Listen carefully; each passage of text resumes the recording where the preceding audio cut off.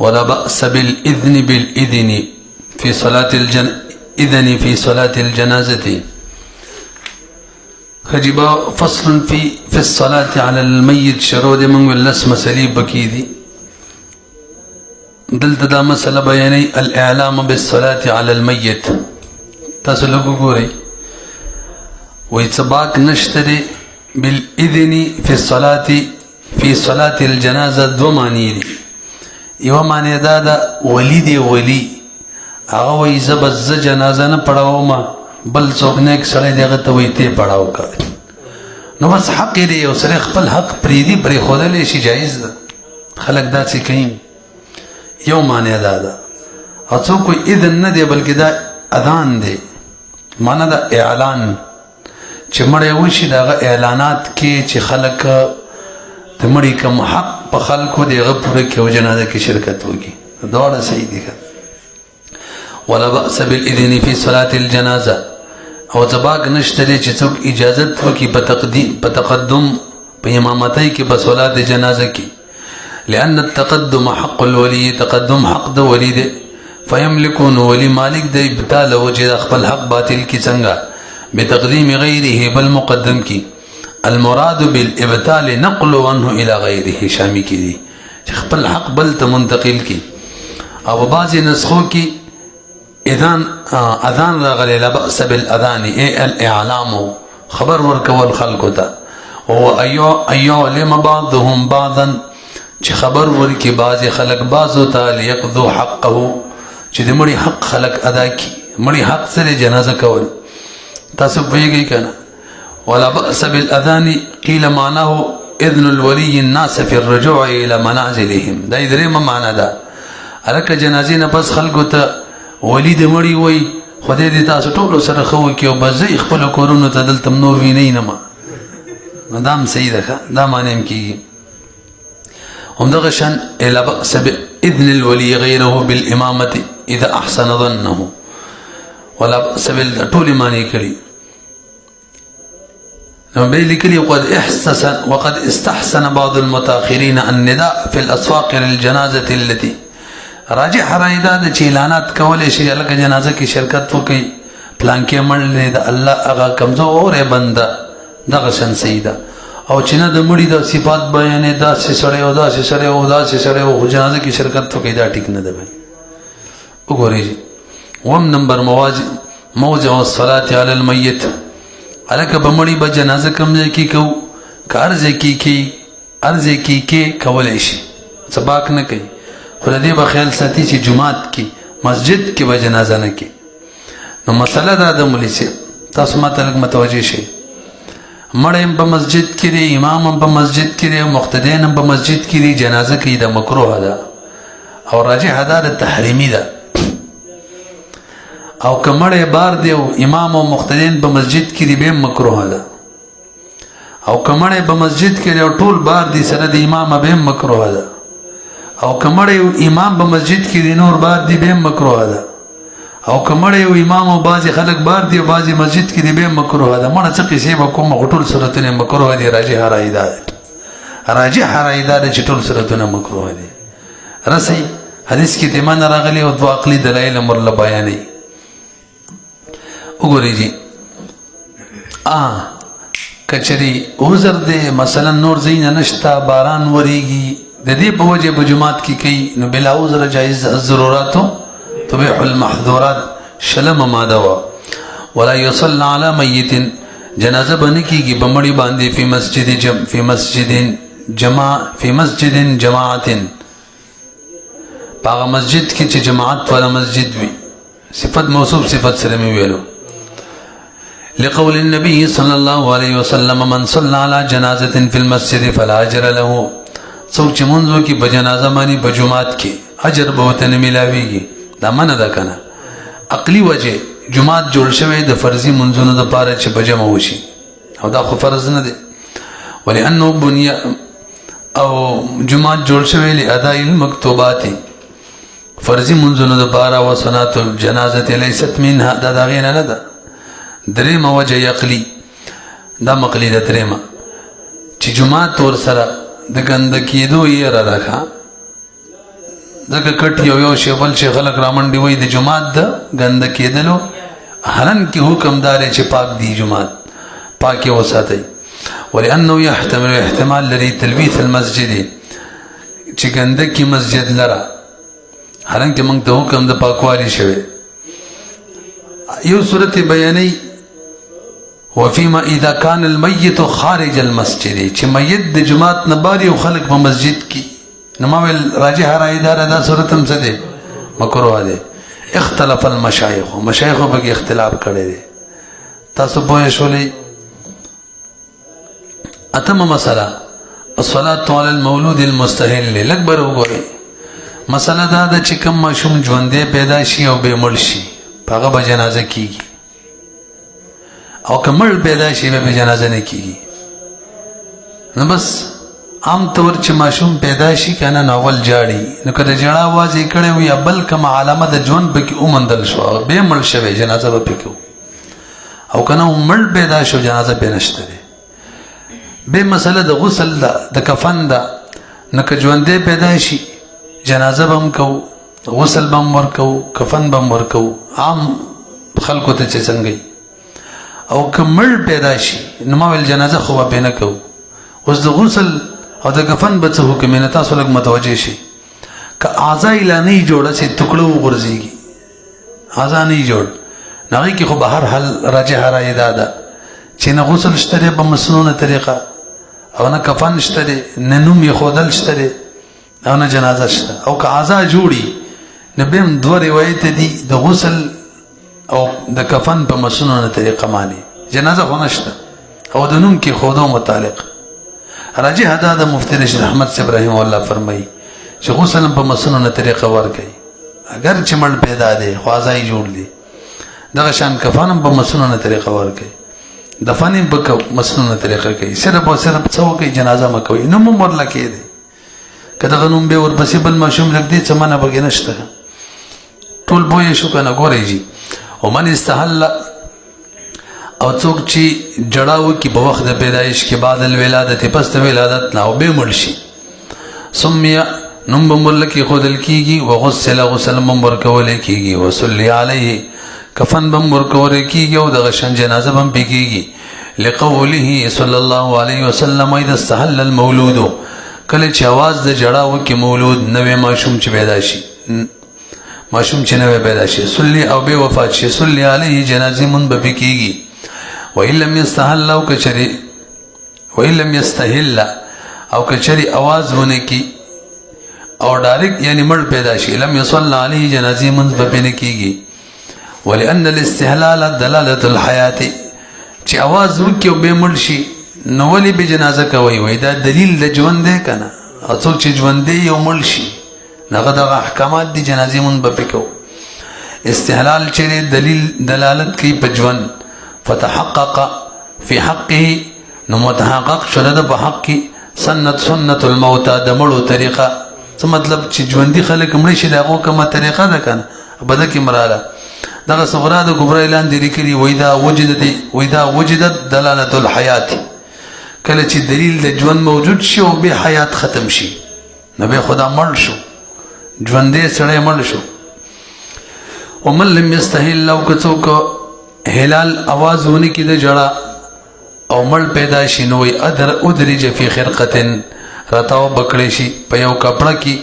الکه کپړه کې ولې رتاو وای کرامت لبنی آدم ځکه اکرام کو د بنی آدم چې اکرام وشي ولقد کرمنا بنی آدم البته ولم يصلى عليه جنازه به بني کېږي لما روینا مخکم ویل کنه شرط لکول اذا استحل غسل به ورکو کنه نو ما قصه ټوله وکړه لکه اعضا چې جوړي نو راجح ده چې غسل ورکو مسنونه طریقه معنی کفنم ورکو دفنم کو او که اعضا نه جوړو به نشته ويغسل غسل به ورکول کېږي فی غیر ظاهر الروایت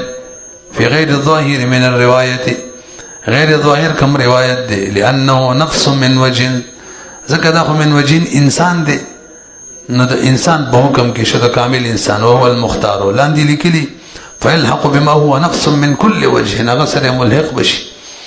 احتیاطاً کھا ځکه دا عبادت د عباداتو کې احتیاط پکار دی. امام کرخی رحم الله اصول کې لګلی. نهم نمبر الصلاة علی الصبی المسبی. لږ بر وګورئ جی دا مسله به انشاءالله تاسو له د نکاح کې مراشي چې ماشوم چې کنه د خیر الابوین تابع وي. که مور او پلاری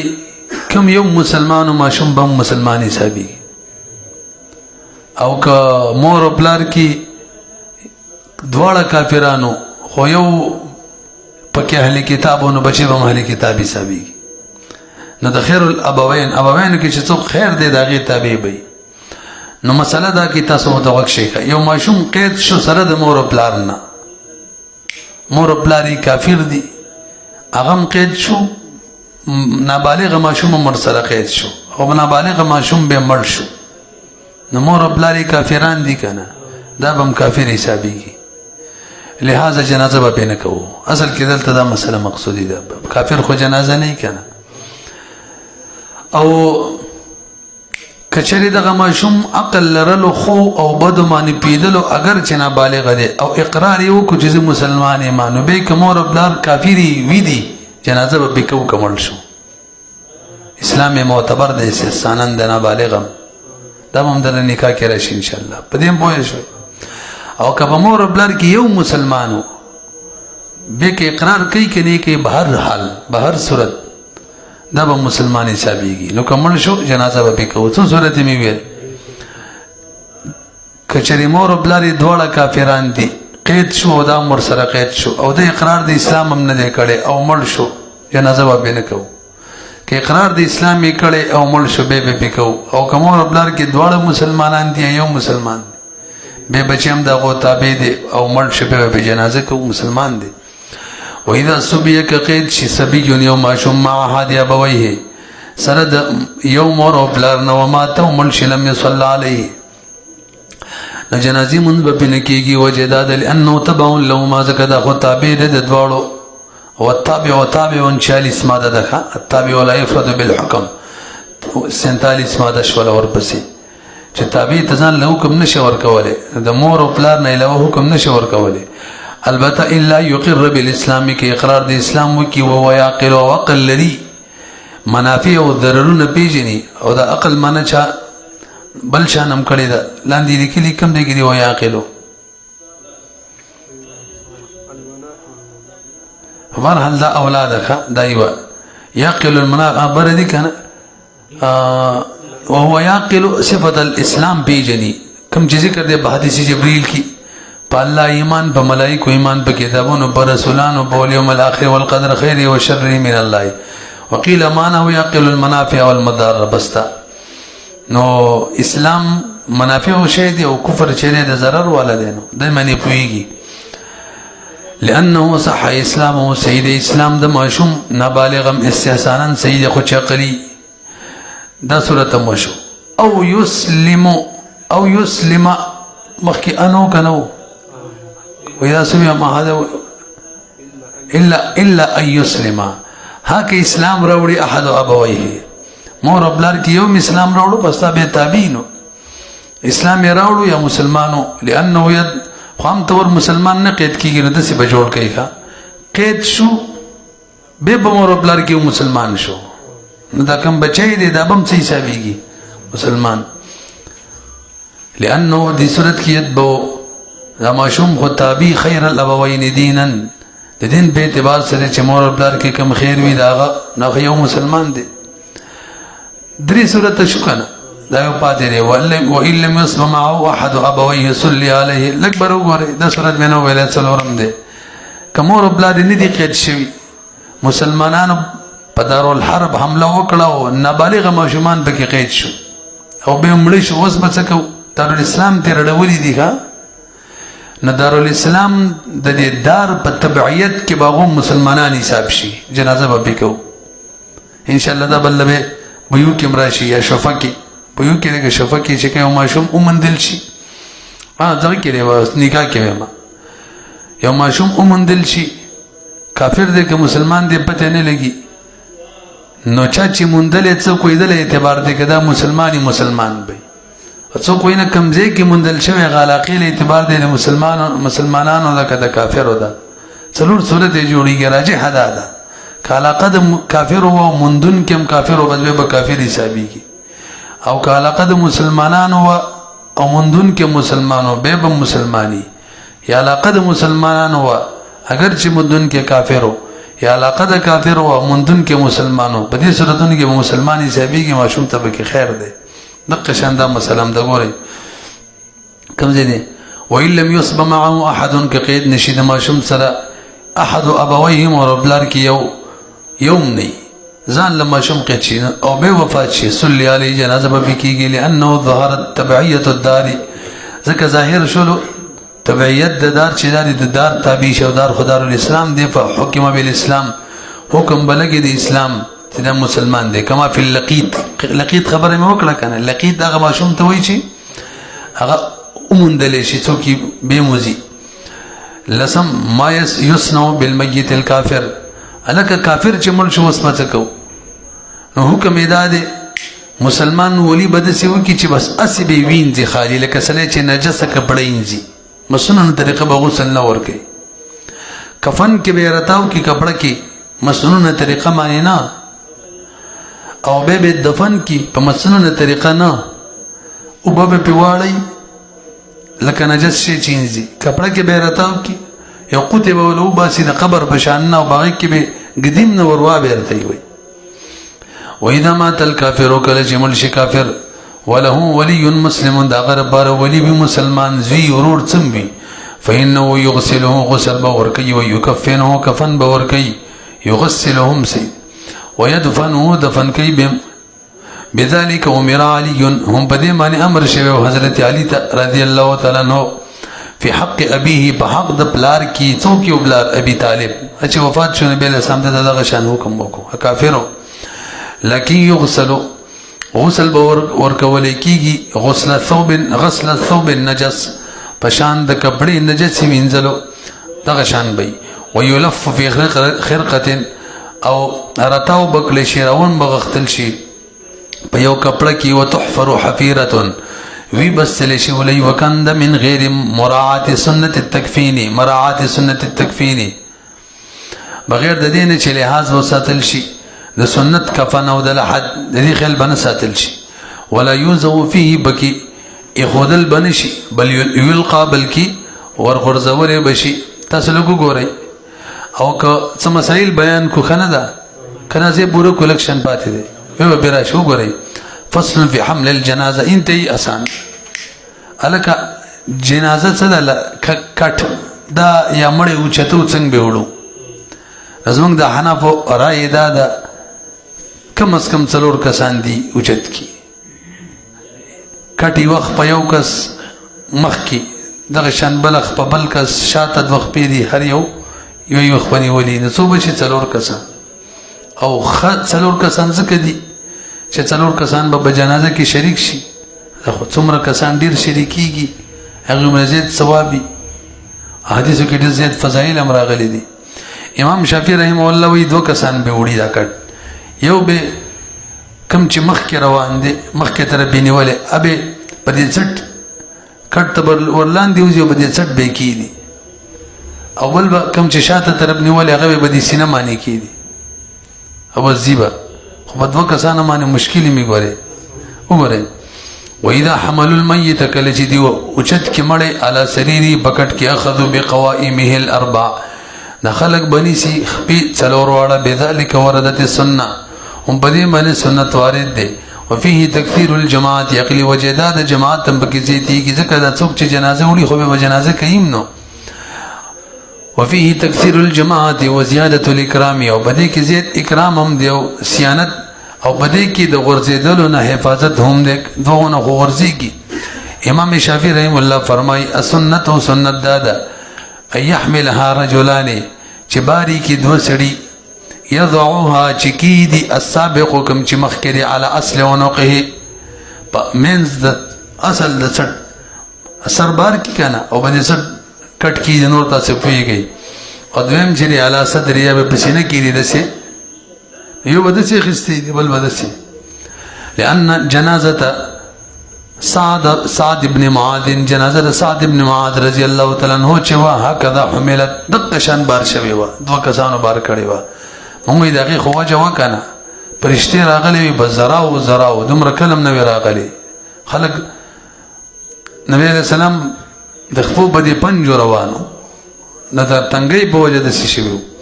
قلنا كان ذلك لازدحام الملائكه وجدا وجه ملائک زیت علیه باغ بجنازه باغ بانی بجنازه ويمشون حتى كان النبي صلى الله عليه وسلم يمشي على رؤوس اصابعه وصدور قدميه ويمشون به مسرعين خنو به چې کلم جنازه او چا تکړه نوړوي څنګه به وړو تیز ک په مزه وي تیز بزو خمنډي بنو نو ويمشون به مزل بکی بدی جنازه بانی مسرعين جل جل دون الخبب ټوپونه بنوي منډي بنوي مذهب تیز بزی خو منډي بنوي وجه لانه صلى الله عليه وسلم نتبوس شو حين سئل کله چې دغه نتبوس شلو عنه د جنازې د وړلو متعلق نو قال غويل دې مزل متعلق ما دون الخبب تیز خو غره منډي نه ټوپونه نه پوه شولې په واذا بلغوا الى قبره چې به قبر ته ورنږدې شو کنه لکه خلک چې ور سره راغلي دي د مړی د جنازې د کې خودلو نه مخ کې دي نه کینی کې دې شي ضرورت شي نو ولونه مړی کو زول ته او دیونه سبب او تر بچيږي نه دي کینی البته ک بلار مړی تیریږي کنه نو اس کم خلک دی ابو ته بچيږي کنه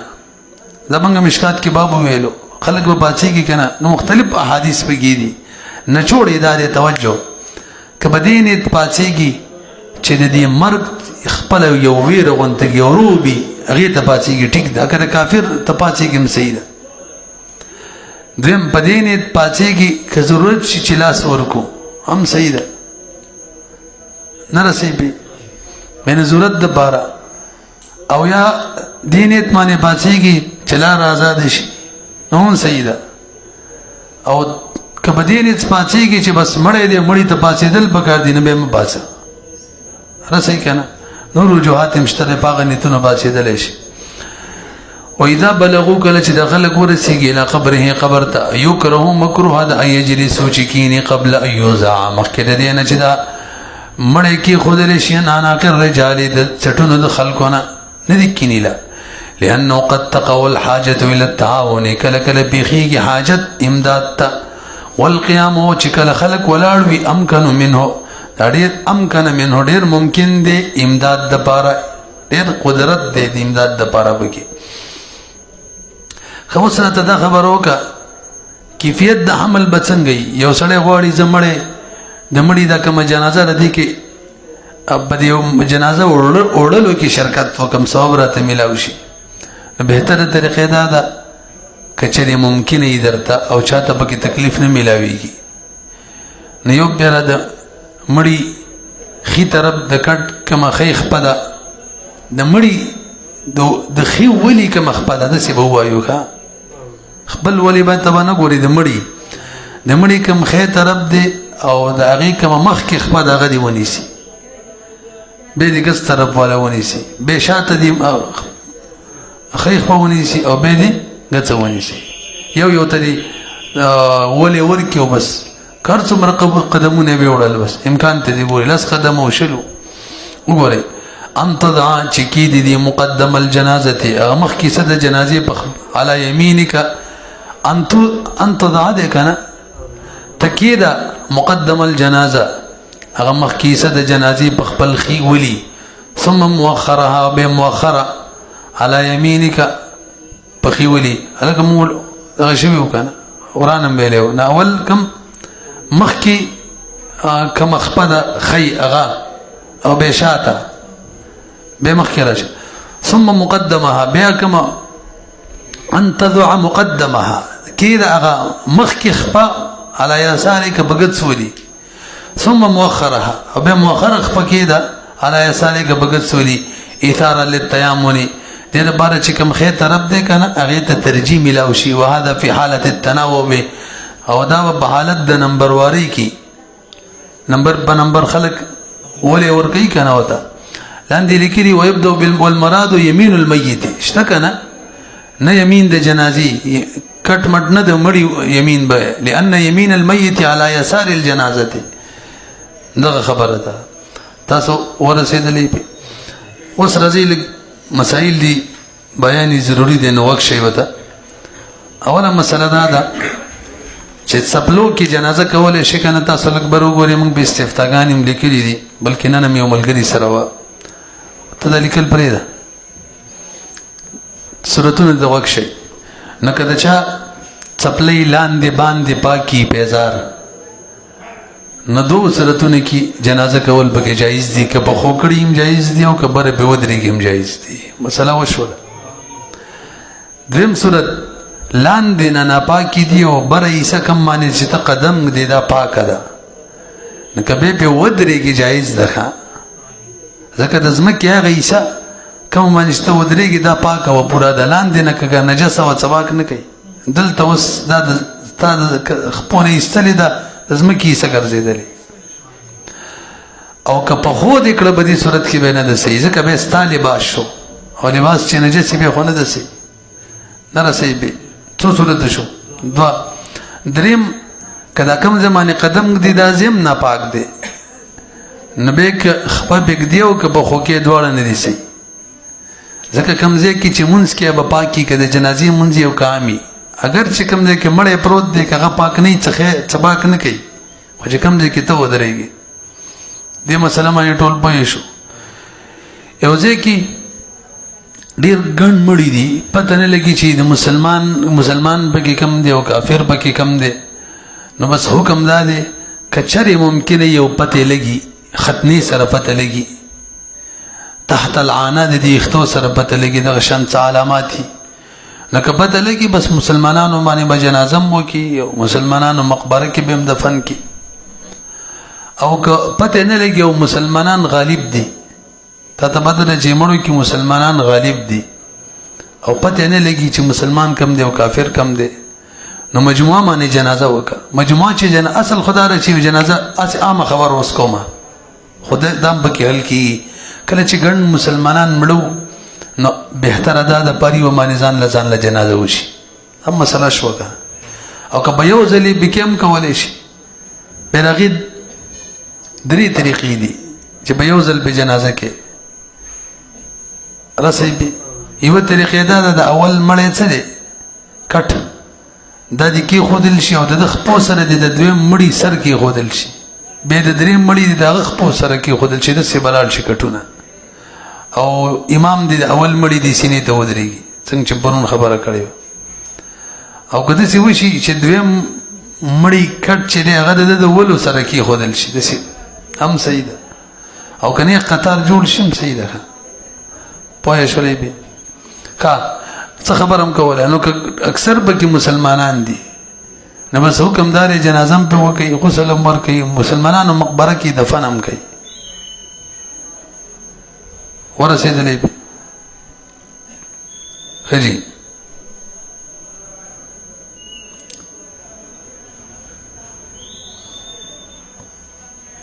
خو نیت چې کې به جنازه کې سره د مسلمانانو نیت به کې دا خبره پکې پاتې وه او که چېرې اکثر پکې کافري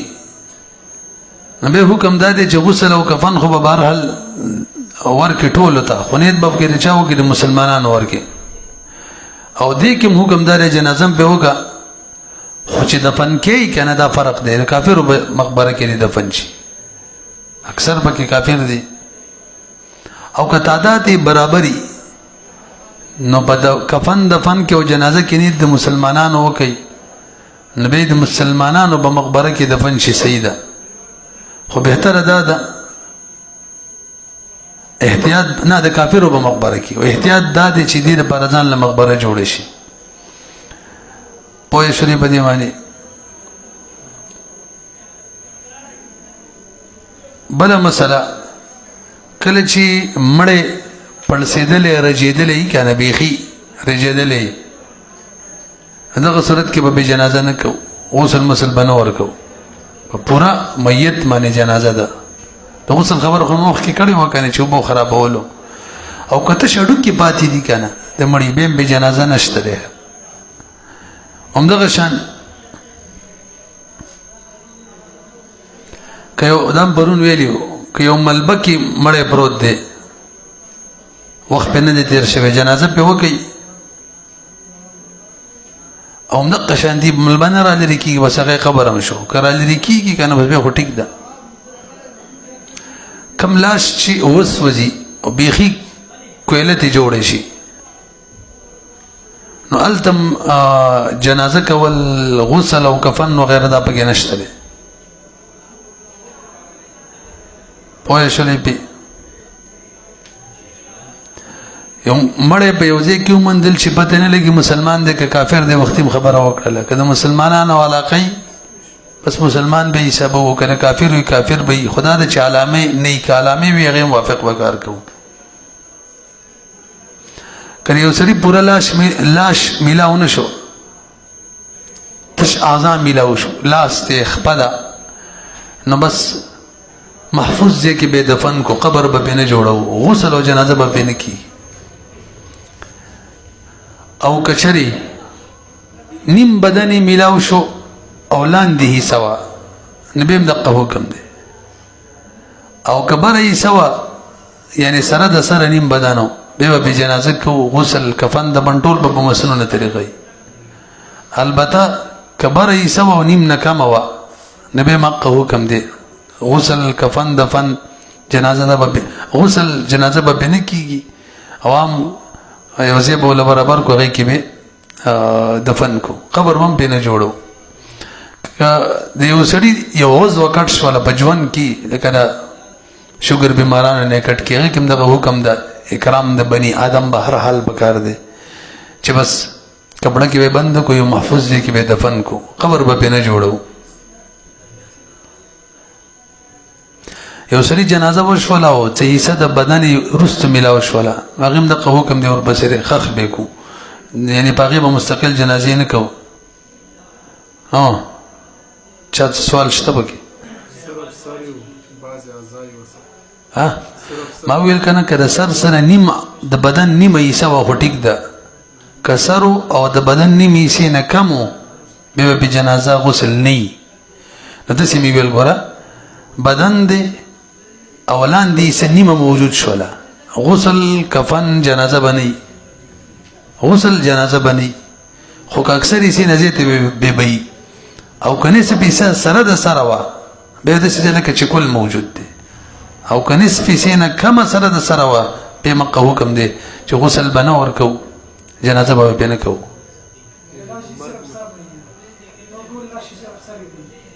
دا خو اکثر حصه شوه که نه یار ما ویل لاندې حصه چې اکثره موجوده وي داسې دی لکه چې کل موجود شي داسې مې ویل بلا سره لاندې حصه چې مر نه مخکې چې غسل وکړو بیا وفات شو بیا به هم غسل ورکوو هغه نه دی شوی.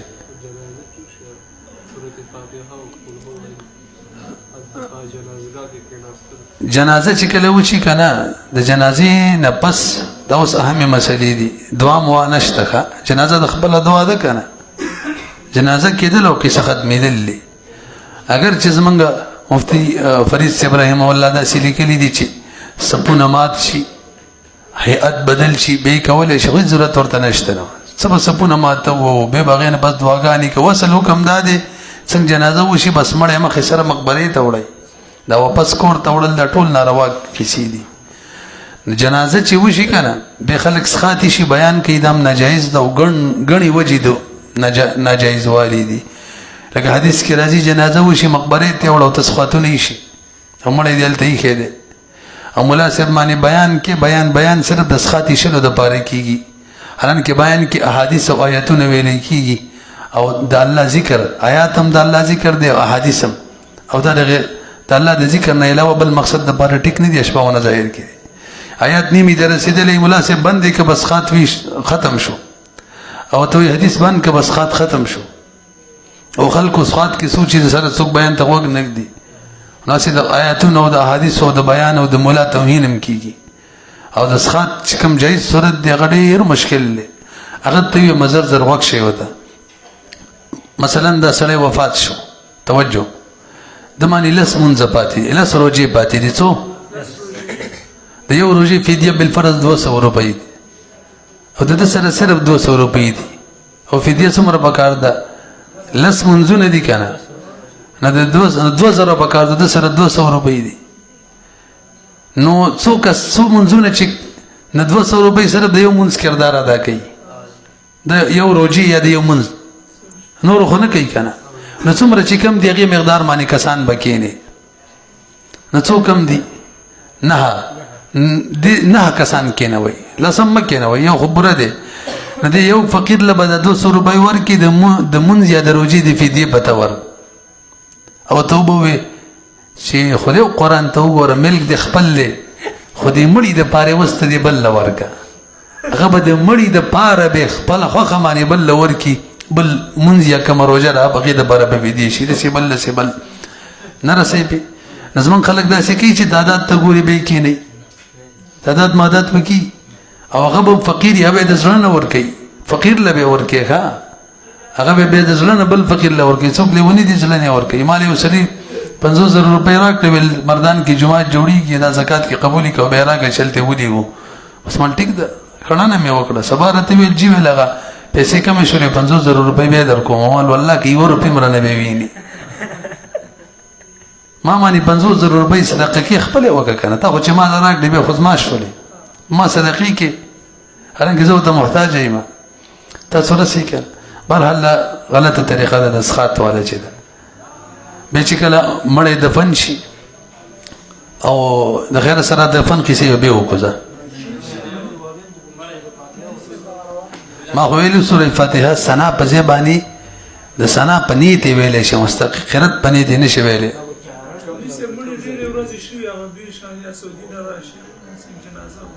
جنازه په بهر حال ورکه غسل په کار د شکار ځای کې اداري کې ولور کې